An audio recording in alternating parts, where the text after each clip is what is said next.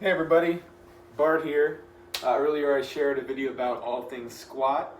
This week I'm going to go over 5 fundamental movements and all their variations and how you can incorporate them into your at-home exercise. I've got my 5-pound dumbbells, so we'll be going over pulling exercises with the dumbbell. So this video is all things pulling. Next we'll have all things pushing, all things lifting, and then all things twisting. And so with my 5-pound dumbbells here, we're going to go over very basic pulling exercises, ones you can do 2-3 times a week that'll be really good to help your muscles stay worked in this time of possibly more sedentary behavior. So the first exercise is a row, where I'm pulling both arms at the same time. I can start to vary that by working one arm at the same time. I can change the directions of where my hands are facing to highlight different muscle groups.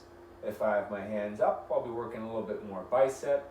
If my hands face each other, I'll be working a little bit more lat.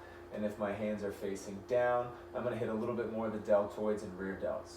So there's 3 ways to work this row, and I can vary it by doing 1 at a time or 2 at a time. So the row is the most fundamental pulling exercise.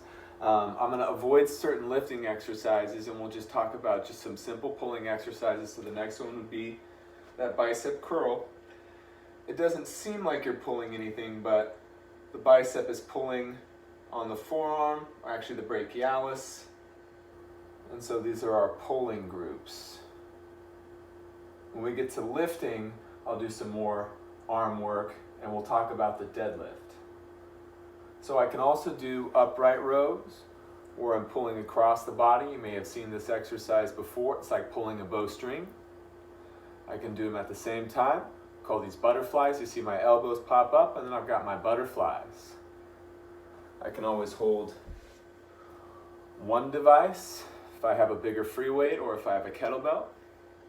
And then I can always do this exercise with just the body weight, because it's a lot of work for the shoulders, and if you played contact sports like I did, you're probably working through some scar tissue or some immobility or flexibility issues.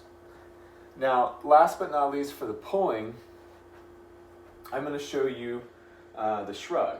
And so the shrug's a pulling exercise. It's also a lifting exercise, but I'm pulling my shoulders up and back. I'm pulling my shoulders up and back. It's not a circle. I'm not moving in a circle. That's not good for the shoulder joint. What the trap muscles do, the trapezius muscles do, they actually pull the muscles back, and they don't move in a circle. So we call this scapular retraction and scapular protraction. So your pulling exercises to work on this week are those upright rows. We call these bent over rows.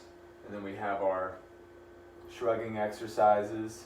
And for a little bit of dessert, we could work on some bicep curls. Now, in the bicep curls, to take one more moment to highlight, I want to pull my shoulders back, lift my chest, squeeze my core, and focus on just moving the forearm up to the point where the skin of the forearm touches the skin of the bicep, and I don't see this elbow move forward. That's hyperflexion. This is exactly where I want to be, elbow facing straight down without hyperflexing the elbow. All right, so thank you for joining in to all things pulling. We'll come back tomorrow with all things pushing, and then we'll have all things lifting and twisting. So catch you next time.